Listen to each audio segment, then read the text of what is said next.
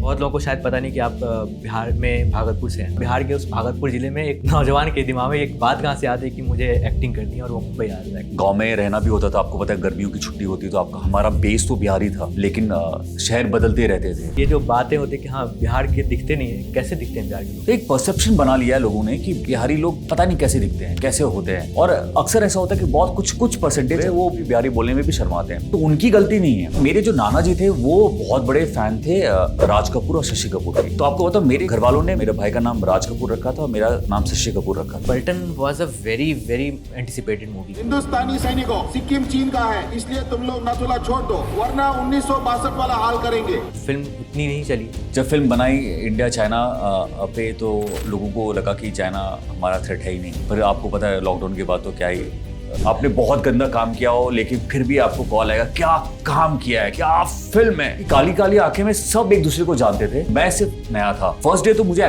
ऐसा लगा कि फाइट करनी पड़ेगी, मतलब आपको बेस्ट से भी बेस्ट देना पड़ेगा। मैं ऑल आउट गया हूँ, ऐसे ऐसे स्टंट मैंने किए हैं। मैं पहाड़ की चोटी पे लटका हुआ था और वो एक केबल पे लटका हुआ, और अगर थोड़ा ऊपर नीचे हो तो बचने का गुंजाइश ही नहीं थी। मतलब खाई है, नीचे कोई नहीं है, मैं वहां पे लटका हुआ हूँ।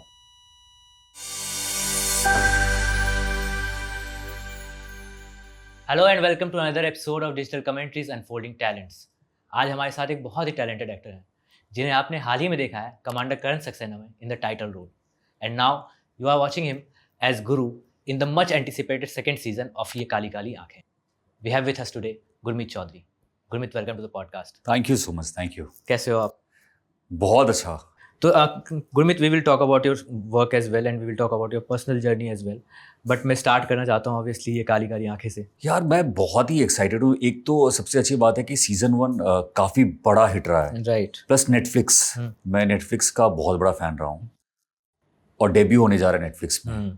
और जब मुझे ऑफर आया तो तब मुझे याद है कि जब मेरे पास आया और जब मैंने थोड़ी स्टोरी पढ़ी तो उसमें एक्शन था, तो मुझे लगा कि यार ये मौका है जहाँ पे मैं दुनिया को दिखा सकता हूँ कि मैं एक्शन भी करता हूँ।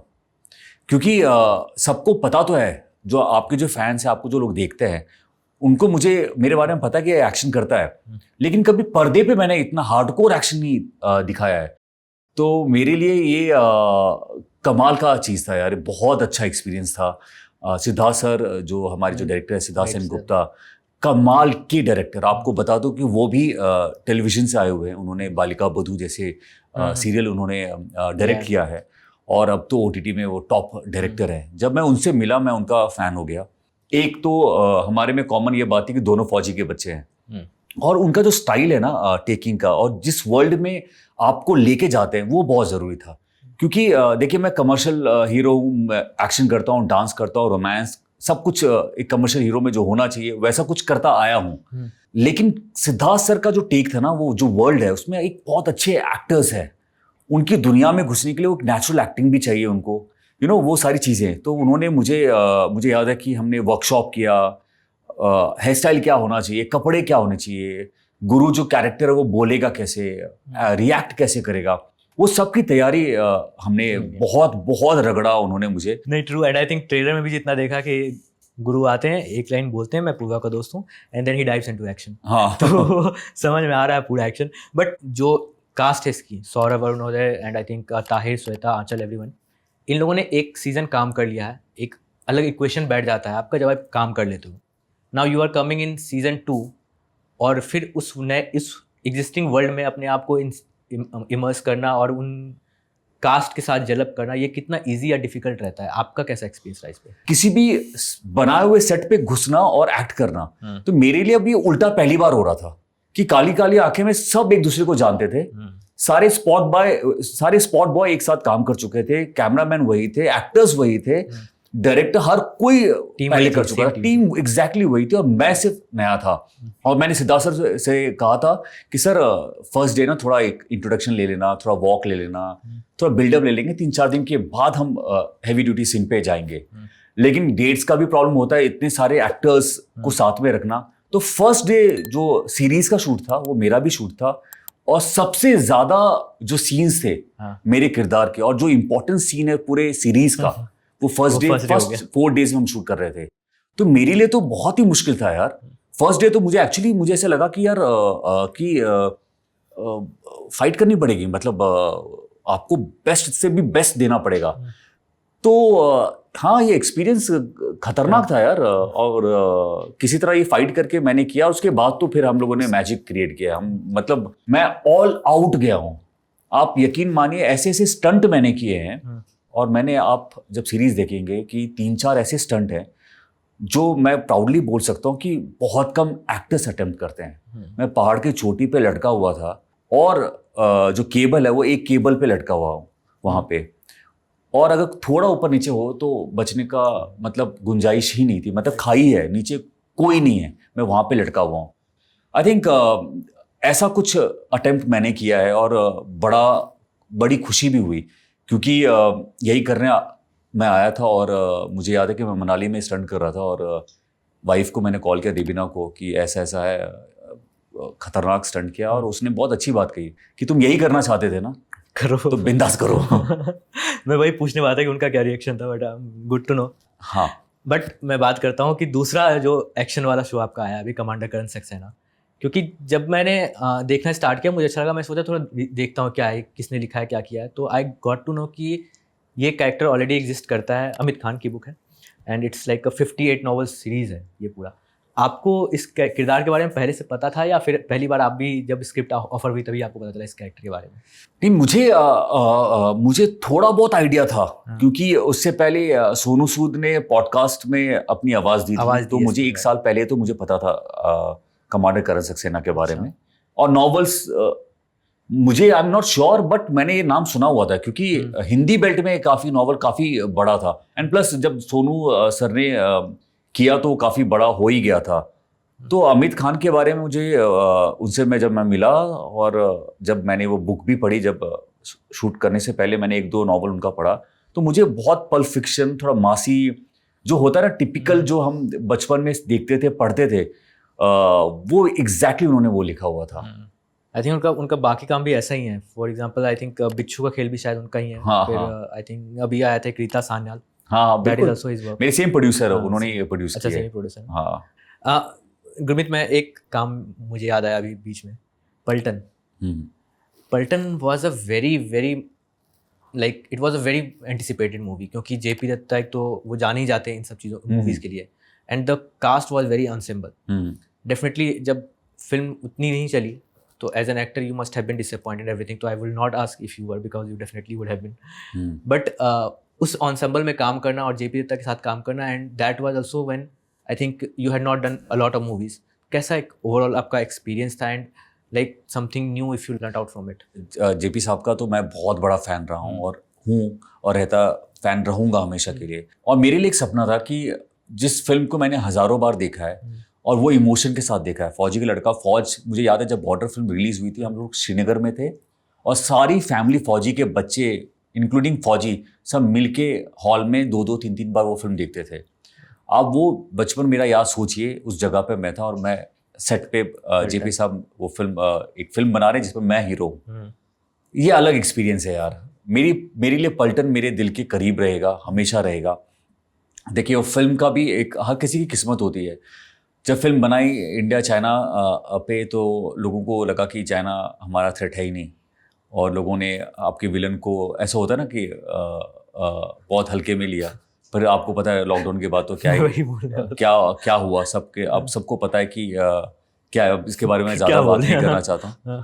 अब चूंकि अब वो फिल्म OTT पे, अभी अमेजोन पे है, तो अब वो लोग देखते हैं, अब मुझे कॉल या मैसेज आते हैं। तो मुझे लगता है कि एक फिल्म जो हमेशा मेरे दिल के करीब रहेगी, जो मैं प्राउडली बोल सकता हूँ अपने बच्चों को कि ये फिल्म ज़रूर देखना। और उनके साथ तो एक्सपीरियंस तो यार, लद्दाख में शूट करना, एनसेम्बल कास्ट, सारे लड़के एक ही गाड़ी में जाना, सेट पे एक साथ रुकना, भाई मतलब एक अलग भाईचारा था एकदम। बहुत मस्ती। वैसे स्पेसिफिकली ये पूछने जा रहा था because you have been from army background, तो इसलिए। बट अभी थोड़ी देर पहले आप कॉन्वर्सेशन में बोले थे कि फौजी का बेटा, तो did you get any inputs from your father, और did he help you in like any way? देखिए, बचपन से डैड को मैंने देखा है, फौजी ड्रेस में देखा है। तो ट्रेनिंग तो कहीं ना कहीं बचपन से ही थी। एंड डैड, यार आप सबके हीरो उनके डैड होते हैं, और मेरे डैड तो खुद एक फौजी हैं। तो आप सोचिए, मेरे लिए तो वो बहुत ही बड़े हैं। तो उनसे काफ़ी मोटिवेशन मिला है, काफ़ी एक्शन अगर जो भी है आप देखोगे उसका बहुत सारा श्रेय मेरे डैड पे जाता है। उन्होंने शो देखने के बाद क्या कुछ कॉम्प्लीमेंट्स दिए? यार मॉम डैड से ना क्या होता है ना कि उनको ना अपना यार अच्छा ही लगता है। अच्छा ही लगता है। मैंने एक चीज़ देखी है, हाँ। किसी भी माँ बाप से आप पूछो उनका बच्चा कैसा है, क्या करता है, उनके लिए उस दुनिया का सबसे उनका बेटा सबसे अच्छा है, दी बेस्ट है। तो उनसे जज करना तो मुश्किल ही है। लेकिन वाइफ जो है देबीना वो करती है। बहुत, वो अगर खुश है तो बहुत बड़ी बात है, नहीं तो वो बहुत बड़ी क्रिटिक है। एक तो एक्टर भी है, तो उसका अगर मैं हमेशा रिएक्शन देबीना का देखता हूँ जो जेन्युइन मिलता है, और एक दो कुछ दोस्त हैं जिनका जेन्युइन रिएक्शन मिल जाता है। नहीं तो इंडस्ट्री में तो सब आपको पता है सब वाह वाह करते हैं। आपने बहुत गंदा काम किया हो लेकिन फिर भी आपको कॉल आएगा, क्या काम किया है, क्या फिल्म है, बस सामने, हमने बस सामने। एक दफ़ा एक्चुअली मैं आपको बताऊं, बहुत कॉमेडी वाली बात है। मेरी एक फिल्म रिलीज़ हो रही थी, एक डेट पे हमने प्रमोट किया, काफ़ी बड़े स्टूडियो की फिल्म थी और अच्छे प्रोड्यूसर डायरेक्टर थे, सारा चीज़ था। बट क्योंकि नोटबंदी आ गया तो वो हमें शिफ्ट करना पड़ा, कुछ 7-8 दिन आगे करना पड़ा या 15 दिन कुछ आगे करना पड़ा हमें डेट। बट वो जो डेट हमने पहले जो फिक्स की थी ना, उसका काफ़ी प्रमोशन हो चुका था। 16th को रिलीज़ होने वाली थी, लेकिन वो बाद में एक हफ्ते के बाद हो गई थी। तो 16th के दिन मुझे एक कॉल आया मेरे बहुत अच्छे मित्र का जो मैं समझता था, और उन्होंने कॉल किया और बोला कि पहला कॉल अटेंड करते ही, गुरमीत क्या काम किया तूने, अभी हॉल में फिल्म देख के आ रहा हूँ, माइंड ब्लोइंग फिल्म है, मज़ेदार फिल्म है यार, कमाल काम किया यार, मज़ा आ गया। तो मैंने उसको बोला कि भाई फिल्म तो रिलीज़ ही नहीं हुई है, आपने कहाँ से देख लिया? तो ऐसे इंडस्ट्री में आपके दोस्त अक्सर ऐसे मिलेंगे। नहीं, बट देन इट्स गुड कि आप जैसे बोलो कि आपकी जो वाइफ है देबीना, वो एक ट्रू क्रिटिक है, which is very important like to have in life, कि जो आपको पता हो कि जो ऑनेस्ट है और वो क्रिटिक भी अच्छा है। बिल्कुल, that's very helpful. But Gurmeet थोड़ा सा पीछे चलते हैं। आई थिंक काम के बारे में बात कर रहे हैं, मैं थोड़ा गुरमीत के बारे में बात करना चाहता हूँ, क्योंकि आपने पापा का जिक्र किया है, तो बहुत लोगों को शायद पता नहीं कि आप बिहार में भागलपुर से हैं। तो जहाँ पे आपके पिताजी फौज में, आपके भाई डॉक्टर हैं जी, तो उस फैमिली में और बिहार के उस भागलपुर ज़िले में एक बच्चे के दिमाग में या एक नौजवान के दिमाग में एक बात कहाँ से आती है कि मुझे एक्टिंग करनी है, और वो मुंबई आ रहा है एक्टिंग करने? डैड आर्मी में थे तो हमारा ट्रैवलिंग काफ़ी होता था, और गांव में रहना भी होता था। आपको पता है गर्मियों की छुट्टी होती तो आपका, हमारा बेस तो बिहारी था, लेकिन शहर बदलते रहते थे। मुझे याद है कि उस दौरान चित्रहार आता था, फिल्में आती थी और गाने देखता था। बचपन में जो मौका होता था कुछ टाइम के लिए वो आता था, तो सारी फैमिली मिलके देखती थी। तो शायद मुझे एक दिमाग में कहीं ना कहीं था कि क्योंकि मैं बचपन से डांस वांस का बड़ा शौक रखता था और बहुत मस्ती वस्ती करता था, फाइट वाइट एक्शन बचपन से ही था, बहुत ही छोटे से। और मेरे जो नाना जी थे वो बहुत बड़े फैन थे राज कपूर और शशि कपूर की। तो आपको बताओ, मेरे घर वालों ने मेरा और भैया का नाम, मेरे भाई का नाम राज कपूर रखा था और मेरा नाम शशि कपूर रखा था। और आज भी जो मेरे गांव के जो मेरे रिलेटिव हैं वो शशि और राज के नाम से ही जानते हैं। अच्छा, कपूर खानदान से कोई लेना देना नहीं है। दो मैं उनका सबका बहुत बड़ा फैन हूँ, लेकिन राज और शशि मेरे नाना जी ने रखा था। तो शायद वो असर हो सकता है। और मैं जेन्युइनली यार, मैं आपको बताऊँ, जब से होश संभाला तब से मुझे एक्टर बनना था। और मुझे याद है कि 10th बोर्ड के बाद आप सीरियस हो जाते हो अपने करियर को लेके। अगर आपको इंजीनियर बनना है तो आपको मैथ्स लेना है, या डॉक्टर बनना है तो बायोलॉजी लेना है। और मैं 10th में एक्चुअली बहुत ही टेंशन में आ गया था कि मुझे एक्टर बनना है, उसका क्या सब्जेक्ट होता है, उसके लिए मुझे क्या करना है। मैं इतना सीरियस था। पर उस वक्त मेरे डैड ने काफ़ी मुझे सपोर्ट किया। और जब 10th के बोर्ड के बाद जब जो 1-2 महीने की छुट्टी होती है, वहाँ पे डैड, मुझे अचानक इम्प्रॉम्प्टू प्लान हुआ और अगले दिन ही डैड ने बोला कि चलो मुंबई घूम के आते हैं। तो मैं और मेरे पापा मुंबई पहुँचे। कुछ अता पता नहीं है इस दुनिया का, इस मुंबई, इस वर्ल्ड का। हम लोग कुलाबा गए, क्योंकि कुलाबा में आर्मी कैंट है, वहाँ पे हम लोग गए और कोई रहने का कोई इंतज़ाम नहीं था। डैड ने बोला देखा जाएगा, फौज है यार, फौज में रहने का कोई दिक्कत नहीं है, आइडेंटिटी कार्ड दिखा दूंगा तो सारे फौजी भाई हो जाते हैं। वैसे ही हुआ। और एक फौजी थे जो डैड के ट्रेनिंग के टाइम के मिल गए। उन्होंने बोला कि साहब आप मेरे घर पे बच्चे को रख सकते हैं। तो 4-5 दिन हम वहाँ पे रहे और उसके बाद हम फिल्म सिटी पहुंचे और तब पता करने लगे कि एक्टर कैसे बना जाता है। तब हमें पता चला कि थोड़ा डांस कोर्स भी होना चाहिए, तो मैं श्याम मगडावा के ग्रुप में प्रैक्टिस करने लगा डांस का। एक्टिंग होनी चाहिए तो एक्टिंग स्कूल में उन्होंने प्लानिंग की भेजने की, तो वैसी तैयारी हुई। और वहाँ से आप बोल सकते हैं कि बिहार का जो एक लड़का था, जुनून था मेरे दिमाग में। अगर मेरे डैड भी इंक्लाइन हुए कि मेरा बेटे को एक्टर बनना है, वो बहुत बड़ी बात होती थी, क्योंकि हमारे टाइम पे मॉम डैड का एक ही चीज़ था कि डॉक्टर बनाओ या इंजीनियर बनाओ। एक्टर बनाने का बिल्कुल भी लगता था कि सपना है आपका। लेकिन मेरा एक जुनून था कि यार मुझे एक्टर ही बनना है। तो उनको लगा कि शायद, क्योंकि क्या होता है कि जब आप अपने मोहल्ले में नाम करने लगते हो, क्योंकि मैं अपने मोहल्ले में जब डांस कंपटीशन होता था या दुर्गा पूजा होती थी तो मैं डांस करता था, मुझे फर्स्ट प्राइज मिलता था। स्कूल में डांस में या प्ले में हमेशा मैं आगे रहता था। तो एक टाइम ऐसा आया था कि उस छोटे से शहर में, जबलपुर में लास्ट हम डैड की पोस्टिंग थी, तो वहां पे डैड को पहचानने लगे थे और डैड को बोलने लगे थे कि आप गुरमीत के डैड हो क्या, जो उसने वो डांस परफॉर्म किया। तो डैड को लगा कि, पापा को लगा कि यार ये कुछ कर सकता है। और फिर उन्होंने वो हिम्मत जुटाई और फिर हम मुंबई पहुंचे। It's very good to know कि हाँ, मतलब बचपन हमेशा से उनका इतना सपोर्ट रहा है इस चीज़ में। जी। बहुत लोगों का नहीं रहता है। बट अभी जैसे हम बिहार की बात कर रहे हैं, तो आपके बारे में एक बात बहुत बोली जाती है कि जब भी लोगों को पता चलता है कि अच्छा ये बिहार से हैं, तो अच्छा ये बिहार से हैं, देखने में तो नहीं लगते हैं। तो मैं जानना चाहता हूँ कि आपने इस तरह कमेंट सुना है अपने बारे में, और ये जो बातें होती है कि हाँ बिहार के दिखते नहीं है, कैसे दिखते हैं बिहार के लोग? यार ये बहुत ही कॉमन सवाल है कि लोग मुझसे पूछते, बोलते भी हैं कि आप बिहारी तो दिखते नहीं हो, आप बिहार से कैसे हो सकते हो। यार मैं इसीलिए, अगर आप देखोगे कुछ सालों से मैं हर इंटरव्यू में, हर जगह पे बोलता हूँ कि मैं बिहार का हूँ। क्यों बिहारी ऐसे दिखते नहीं हैं? मैं हूँ ना बिहारी, तो मैं ऐसे दिखता हूँ। तो एक परसेप्शन बना लिया है लोगों ने कि बिहारी लोग पता नहीं कैसे दिखते हैं, कैसे होते हैं। और अक्सर ऐसा होता है कि बहुत कुछ परसेंटेज, अब तो बहुत ठीक हो गए, वो बिहारी बोलने में भी शर्माते हैं। तो उनकी गलती नहीं है। हमारा जो थोड़ा पास रहा है, जहाँ पे बिहार का ऐसा नाम हुआ नहीं, तो लोग शर्मा गए। तो अक्सर आप देखोगे बहुत सारे, आपको तो हम सबको पता है, IPS हो IAS हो, सारे बिहारी होते हैं। और इंटेलिजेंट लोग होते हैं यार, मेहनती होते हैं।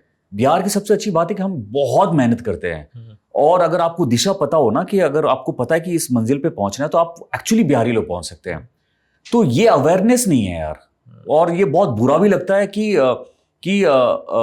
लोग, कुछ बिहारी जो है वो छुपाते हैं अपने आप को कि वो बिहारी नहीं है। और अब तो मैं एक मुहिम में जुड़ा हुआ हूँ कि मैं हूँ बिहारी, मैं हूँ, ऐसा ही हूँ मैं।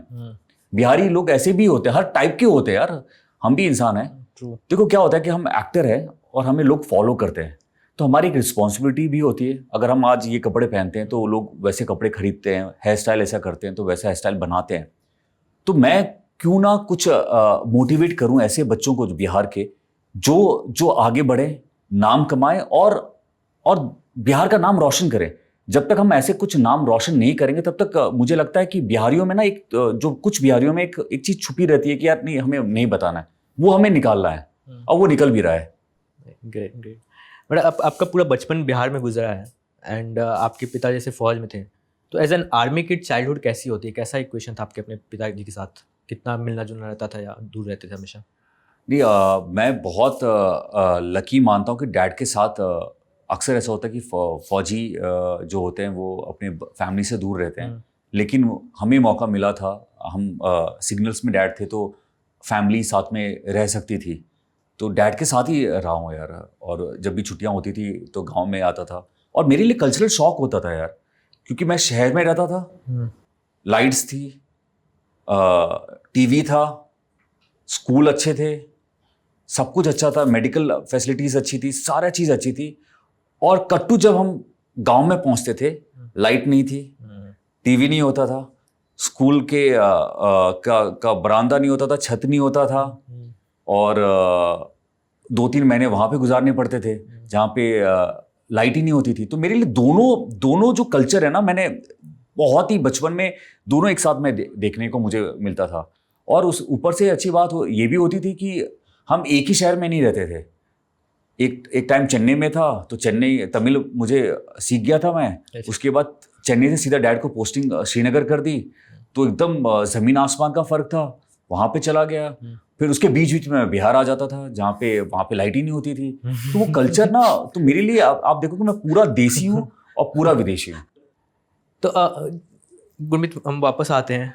जब आप अभी मुंबई की बात करो, तो जब आप बिहार से मुंबई आते हो तो इनिशियली आपका यहाँ पर कोई कनेक्शन नहीं था, कोई जान पहचान नहीं थी, कुछ भी नहीं था, और आप आए हो, आई थिंक किस ईयर आए थे आप यहाँ पे? 2003 मैं 2003 में आ गया था। में ही आ गए थे। मैं करीबन 17-18 साल का था। अच्छा। मैंने 12th का बोर्ड दिया और उसका रिजल्ट भी नहीं लिया और मैं सीधा आ गया मुंबई। कोर्स करने के लिए आया था यहाँ पे, एक्टिंग कोर्स का।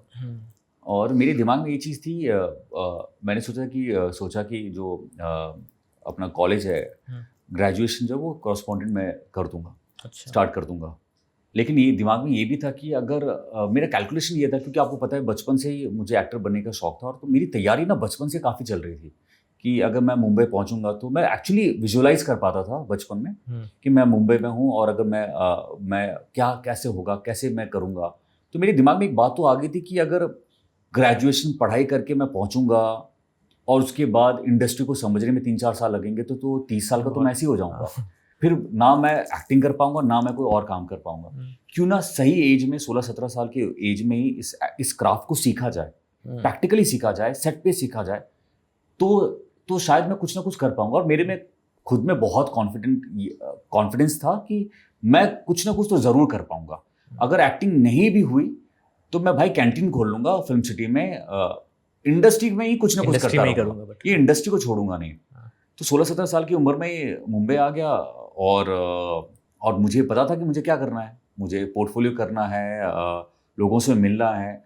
और सेट पे ही मुझे याद है कि जब मैं कोर्स ख़त्म करके, एक्टिंग कोर्स ख़त्म करके जब मैं निकला तो पहला पोर्टफोलियो, तब उस वक्त ये होता था कि आप पोर्टफोलियो लेके आप प्रोड्यूसर और डायरेक्टर को देते हो या एजेंसी को देते हो और वो फिर आपको शॉर्टलिस्ट करते हैं। तब फेमस स्टूडियो काफ़ी फेमस होता था सारे एक्टर्स के लिए और वहाँ पे सारे एड्स बनते थे। तो मैं वहाँ पे फर्स्ट डे गया और मैंने अपने पिक्चर सारी जगह डिस्ट्रीब्यूट किए। उसी शाम को मुझे 3 कॉल आ गए ऐड के लिए और अगले दिन से मैंने शूटिंग स्टार्ट कर दी। और सबसे अच्छी बात है कि ऑफकोर्स वो बहुत मेन लीड ऐड नहीं था, लेकिन मैं जो चाहता था, जो मेरी प्लानिंग थी कि मैं सेट पे जाऊँगा, सेट पे मैं सीखूंगा कि लाइटिंग क्या होती है, एक्टर अपने डायलॉग्स कैसे बोलता है, कैमरा फेसिंग क्या होता है। तो बहुत कम एज में ही मैं छोटे छोटे रोल्स करने लगा था। फिर टीवी मैंने स्टार्ट किया। टीवी में भी मैं, आप यकीन मानो, रामायण मेरा बहुत बड़ा, पहली बार लोगों ने मुझे रामायण में देखा। लेकिन बहुत कम लोगों को पता है कि रामायण से पहले ही 4-5 साल तक मैं टीवी कर रहा था और उसमें छोटे छोटे रोल्स होते थे, चाहे वो वेटर का हो या मेन लीड के दोस्त का रोल हो या 2 दिन का काम हो, मैं वो करता था। तो सब लोग मुझे पूछते भी थे कि यार तू क्यों कर रहा है ये। तो मेरा ये था कि यार जो सेट पे आप जो सीखते हो ना, वो कितना, कोई सी भी स्कूल में आप चले जाओ, कहीं से भी आप डिग्री ले लो, लेकिन ऑन फील्ड जो आप सीखते हो ना, वो आपको बहुत काम देता है। तो मैं 4-5 साल का वो पूरा स्ट्रगल था यार, बहुत भागा दौड़ी थी। तब जाके जब मुझे रामायण मिला, तब मुझे पता था कि मुझे करना क्या है। एंड आई थिंक रामायण को लोगों ने काफ़ी पसंद किया। बट देन जब आप टीवी से फिल्मों में आते हो तो was it always on the cards कि हाँ कहीं ना कहीं मुझे फिल्मों में जाना है, या फिर टीवी में काम करने के बाद एक पॉइंट पे ऐसा लगा कि यार अब सैचुरेशन आ गया है, now I need to take the next step, and फिर वहाँ से डिसाइड किया कि मुझे फिल्मों में आना चाहिए? रामायण क्योंकि बहुत बड़ा हिट हो गया था, तो मुझे फिल्म का ऑफर्स आते थे, लेकिन ऐसे कोई बड़ा प्रोड्यूसर या डायरेक्टर का कॉल। अच्छा, रामायण के टाइम से आता था। और मुझे ये चीज़ पता थी कि अगर मैं फिल्म करूँगा तो मेरे लिए फिल्म एक ट्रायंगल की तरह है। एक प्रोड्यूसर डायरेक्टर एंड एक्टर, ये 3 लोग होते हैं जो मेन होते हैं। उसमें कोई एक मुझे बड़ा चाहिए था। जब मैं टीवी कर रहा था तो मुझे, अगर प्रोड्यूसर, मैं अपने आप को कंसीडर करता था कि मैं बॉलीवुड में नया हूँ, तो मुझे कोई या तो डायरेक्टर बड़ा चाहिए या कोई एक प्रोड्यूसर चाहिए। तो वो चीज़ अगर नहीं होती थी तो मैं फिल्में नहीं करता था। और मैं रामायण के बाद फिर पुनर्गीत किया मैंने। गीत काफ़ी बड़ा हिट रहा। फिर पुनर्विवाह मैंने किया। फिर रियलिटी शो करता रहा। तब तक मुझे ऑफर्स आते रहते थे, लेकिन कोई बड़ा प्रोड्यूसर और डायरेक्टर नहीं मिलता था। पर एक पॉइंट ऐसा आ गया था, तब मैं झलक दिखला था, जीत गया था और मुझे एक्चुअली बड़े बड़े प्रोड्यूसर और डायरेक्टर बुलाने लगे थे फिल्मों के लिए। लेकिन उनका एक ये था कि यार टीवी एक्टर है तो हम लेंगे तो क्या होगा, फिल्म क्यों लें, आपको तो रोज़ देखते हैं। ये स्ट्रगल बहुत रहता है। पर उस दौरान सुशांत उसी वक्त वो फिल्म कर चुके थे और हिट हो चुकी थी, तो एक जरिया उन्होंने खोल दिया था। और फिर वहाँ उसके बाद मुझे खामोशियाँ भट्ट साहब ने और फॉक्स ने मुझे रिलीज मतलब लॉन्च ही कर दिया। तो कहने का मतलब है कि ये टीवी से बॉलीवुड का जर्नी ना इजी बिल्कुल नहीं है। आप कितना भी नाम कमा लो, बॉलीवुड एक अलग गेम है, वहाँ पे एक अलग डेडिकेशन चाहिए, एक बिजनेस भी आपको देखना होता है। अगर आप एक्टर हो, क्या आप इतनी ऑडियंस लेके आ रहे हो कि नहीं, आप कौन सी फिल्म कर रहे हो, किसके साथ फिल्म कर रहे हो, वो बहुत सारा चीज़ मैटर करता है। तो गुरमीत, हमने एक्टर गुरमीत की बात की, हमने मार्शल आर्टिस्ट गुरमीत के बारे में ब्रीफली मेंशन किया। अब मैं व्लॉगर गुरमीत के बारे में पूछना चाहता हूँ क्योंकि जो आपकी जो वाइफ रन करती हैं, आई थिंक आप और आपकी डॉटर्स दोनों सब काफ़ी उसमें मतलब काफ़ी ज़्यादा पॉपुलर हो गए, मैं कहूँगा, including your daughters, they are also very popular, Lianna and Divisha, right? तो ये आइडिया व्लॉग चलाने का यूट्यूब पे, ये कैसे आया? कहाँ से इसका थॉट और इंस्पिरेशन क्या था कि ये करते हैं ये काम? एक्चुअली देवीना का आइडिया था, उसको मैंने थोड़ा लॉन्च वॉन्च करवा दिया बड़े तरीके से, और हमें नहीं पता था कि इतना बड़ा वो चैनल हो जाएगा और लोग इससे जुड़ जाएंगे। और अब आज के टाइम पे देवीना की इतनी फैन फॉलोइंग है उसकी चैनल की, और आपको पता है यूट्यूब पे सब्सक्राइबर जो होते हैं वो जेन्युइन होते हैं, क्योंकि इंस्टाग्राम पे क्या होता है कि आप आपके फिल्मों के फैंस हो सकते हैं, लेकिन यूट्यूब पे जब आप कुछ बोलते हो ना कि ये चीज़ मैंने की, तो लोग एक्चुअली वो चीज़ ट्राई करने लगते हैं, तो आपके जेन्युइन फैंस होते हैं वहाँ पे यूट्यूब पे। और देवीना के डाई हार्ड फैंस हैं, तो मुझे लगा कि बॉस ये तो सही मौका है, मैं भी दिखता रहता हूँ वहाँ पे जब तक, क्योंकि आप साल में एक या दो फिल्में मुश्किल से कर पाओगे, कम से कम ऑडियंस में विजिबिलिटी के लिए इससे बड़ा मौका क्या हो सकता है। तो और मैं वहीं पे दिख जाता हूँ, और फिर मज़ा भी आता है यार। फ्रैंकली बताऊँ, व्लॉगिंग करना ना एक अपने आप में फन है, और सबसे अच्छी बात है कि आप मोमेंट्स वो कैप्चर करके रखते हो। जैसे मैं और देवीना, हमारे दोनों बच्चे, हम लोग लास्ट ईयर यूरोप गए घूमने के लिए, तो सब लोग फोटो खींचते हैं, वीडियो बनाते हैं। फिर क्या होता है, आप एक या दो फोटो या वीडियो इंस्टाग्राम पे डाल सकते हो, फिर उसका जो बाकी की जो वीडियोस है उसका क्या करोगे? व्लॉगिंग का सबसे अच्छी चीज़ जो मुझे लगती है कि सब डॉक्यूमेंटेड है, आपके यूट्यूब चैनल पे है। जब हम और बड़े हो जाएंगे, या हम 5-6 साल पहले हम क्या कर रहे थे, वो ट्रिप हमारा कैसा था, वो सब आपके पास है। तो बेस्ट है यार। और अब तो ऐसा हो गया कि हम पेरिस में जाएं या लंदन में जाएं, यूट्यूब चैनल देवीना का, देवीना डिकोड, सब सारे इंडियंस देख रहे होते हैं, और सबको पता है कि हम लोग क्या कर रहे होते हैं। तो जब फिल्में भी जब आती हैं, जब सीरीज भी आती है, हमारा कोई भी काम होता है, तो हम ऑडियंस तक को, हमें बाहर जाने की जरूरत नहीं है, हमारे पास खुद का चैनल है, हम सबको बता देते हैं कि भाई हम ये करने जा रहे हैं। आप खुद दूसरे चैनल्स देखते हैं कोई जो आपको पसंद हो यूट्यूब पे? यूट्यूब पे तो एक्चुअली मुझे जियो पॉलिटिक्स का बहुत शौक है। बिहारी हूँ तो आपको पता है, और बहुत सारे चैनल है। स्टडी IQ है एक, वो मैं देखता हूँ, उनका कंटेंट काफ़ी अच्छा लगता है। गौरव चाणक्य डायलॉग्स वो देखता हूँ। हाँ, मतलब देश विदेश के बारे में जानना बहुत पसंद करता हूँ, तो यूट्यूब में सोने से पहले ज़रूर कंटेंट वो देखता हूँ। नाइस। और अभी क्योंकि सीरीज आती है, तो उस सीरीज का रिएक्शन आजकल आपको पता है, लोगों को रिएक्शन वीडियोस बहुत अच्छा होता है। कल रात को ही मैं एक्चुअली 2-3 बजे तक सोया, क्योंकि ट्रेलर जब आ गया तो उसके रिएक्शन में देख रहा था, लोगों ने रिएक्शन में क्या क्या बोल रहे हैं, क्या रिएक्शन है, मुझको लेके क्या बात हो रही है, सीरीज के बारे में क्या बात हो रही है, फिल्म का क्या रिएक्शन है, वो बड़ा एंटरटेनिंग होता है। बट जैसे अभी आप रिएक्शन बता रहे हो, तो रिएक्शन कभी कभी पॉजिटिव आते हैं, कभी कभी नेगेटिव भी आते हैं, और कहीं ना कहीं आप एज एन एक्टर जब आप इतना काम करते हो, तो आप यूज टू तो जाते हो इस चीज़ से कि हाँ, आपको हर जगह हर इंसान पॉजिटिव पेज नहीं करेगा, नेगेटिव भी चीज़ें आएंगी। बट फिर उन चीज़ों को आप हैंडल कैसे करते हो? फिर कैसे, और स्पेशली जब कोई काम आपका नहीं वर्क करता, आपको पता है कि हाँ, ये ऑडियंस को नहीं पसंद आया ये काम, तो उस चीज़ को आप कैसे फिर हैंडल करते हो? क्या नेगेटिव जो ट्रोलर्स होते हैं उनका तो मैं पढ़ता ही नहीं हूँ। हाँ, तो मैं इफेक्ट होने नहीं देता। जैसे मैं एक लाइन पढ़ा और मुझे लगा कि ये कुछ और डायरेक्शन में जा रहा है, तो मैं बिल्कुल नहीं पढ़ता हूँ। हाँ, जो अच्छे क्रिटिक्स होते हैं, जो एक्चुअली आपके बारे में बताते हैं और आपको लगता है पढ़ के कि हाँ यार, शायद मैंने ये नहीं किया, तो मैं उस पर काम करता हूँ। ऐसा नहीं है कि मैं क्रिटिक को सीरियसली नहीं लेता हूँ। मतलब जो भी कुछ लोग होते हैं ना कि आपने यार ये सब तो ठीक है, लेकिन ये क्या किया तूने, तो एक्चुअली वो क्या किया मैं मुझे समझ आता है कि हाँ बॉस कुछ गलत है, मुझे वो सुधारना होगा, वो सारी चीज़ें देखता हूँ। लेकिन कुछ ट्रोलर्स होते हैं यार, कोई काम नहीं है। एक्चुअली आपको बताऊँ, हम एक्टर्स ना बहुत ही कैसे बोल सकता हूँ, ईजी टारगेट है, और सबको पता है कि इनको पकड़ो तो इनसे न्यूज़ भी बनाने में बहुत ईजी हो जाता है, क्योंकि मीडिया कवर करती है। जो चीज़ें हमारी इंडस्ट्री के बारे में बाहर आती हैं, क्या वो दूसरी इंडस्ट्री में नहीं होती? हमसे ज़्यादा होता है, लेकिन वो न्यूज़ आपको बाहर में नहीं आएगी क्योंकि वो न्यूज़ बिकती नहीं है। जो छोटी सी जो नेगेटिविटी होती है, कुछ परसेंटेज जो नेगेटिविटी होती है, वो ज़्यादा हाईलाइट हो जाती है। आई थिंक ये है ना कि जो इस इंडस्ट्री में लोग हैं वो बहुत ज़्यादा ऑन कैमरा दिखते हैं। बाकी जब सारी इंडस्ट्री की हम बात करते हैं वो लोग उतना दिखते नहीं है, ये तो ऑन कैमरा दिखते हैं तो हमेशा लोगों की नज़र में रहते हैं कि हाँ कुछ भी ऐसी चीज़ हुई तो उस पर न्यूज़ बन जाती है, वो वाली बात है। बिल्कुल। बट थोड़ा सा पॉजिटिव साइड पे आते हैं। जो हम अभी वीडियो की बात कर रहे थे, आई थिंक एक लाइन मुझे याद आई थी जब मैंने आप मेंशन किया आपके डॉटर्स के बारे में, तो मुझे एक लाइन याद आई जो मैंने कहीं पढ़ी थी कि लड़के जैसे जैसे बड़े होते हैं वो अपने बाप को हीरो मानते हैं, लेकिन लड़कियां जो है वो बचपन से ही अपने बाप को हीरो मानती हैं। तो आपकी लाइफ में दो डॉटर्स आई, उनके आने से आपकी लाइफ में आपका जो एक नज़रिया है लाइफ को लेके, वर्क को लेके, वो सब कैसे बदला है? आपको लग रहा है कि आपके अंदर कुछ बदलाव आया है? यार एक तो दोनों लड़कियां हैं, ये आप एकदम सही बोल रहे हो। एक अलग कनेक्शन होता है बाप और बेटी में। अभी मैं नया नया बाप बना हूँ तो नेक्स्ट लेवल कनेक्शन होता है। आपको बताऊं, देबीना से जब मैं मिला उससे एक्चुअली मैंने ज़्यादा समझा, क्योंकि हम बहुत कम एज में मिले थे। 16-17 साल की उम्र में मैंने देखा लड़की मल्टीटास्किंग करती है। देबीना घर का भी ख्याल रखती है, बच्चों का भी ख्याल रखती है, अपना शूटिंग भी करती है, मेरा ख्याल रखती है, मेरे खाने का ख्याल रखती है, घर का ख्याल रखती है।